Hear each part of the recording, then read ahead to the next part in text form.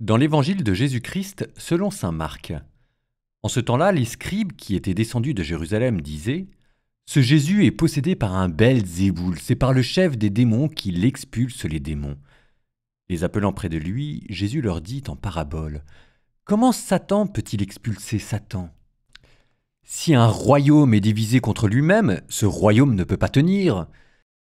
Si les gens d'une même maison se divisent entre eux, ces gens ne pourront pas tenir.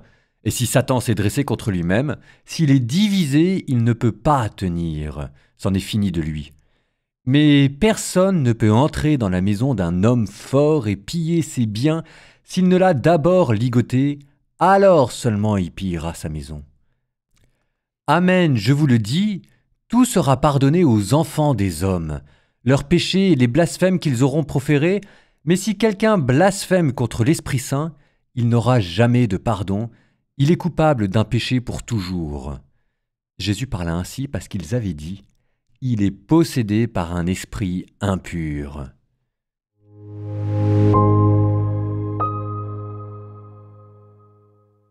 Comment Satan peut-il expulser Satan ? Satan, Shaitan, celui qui est un obstacle, on dit encore qu'il est le diviseur. Et ça tombe bien parce que c'est justement ce thème de la division que Jésus va développer. Il va le développer en 3 étapes. Si un royaume est divisé contre lui-même, si les gens d'une même maison se divisent entre eux, et si Satan s'est dressé contre lui-même. 3 divisions. Une division politique, si un royaume est divisé contre lui-même, une division domestique, dans la sphère familiale, conjugale et autour des proches, si les gens d'une même maison, et ensuite division psychologique, si Satan s'est dressé contre lui-même, division intérieure pourrait-on dire. Et vous voyez comment est-ce que ce thème de la division à chaque fois se restreint pour aller du plus large, du plus extérieur, la cité, le royaume, vers le plus proche, la maisonnée, pour ensuite arriver au plus intime, la division psychologique. 3 étapes dans la destruction que le mal apporte. D'abord, le mal vous prive de la communauté. Ensuite, le mal vous prive de l'affection. Et enfin, le mal vous prive de la paix intérieure.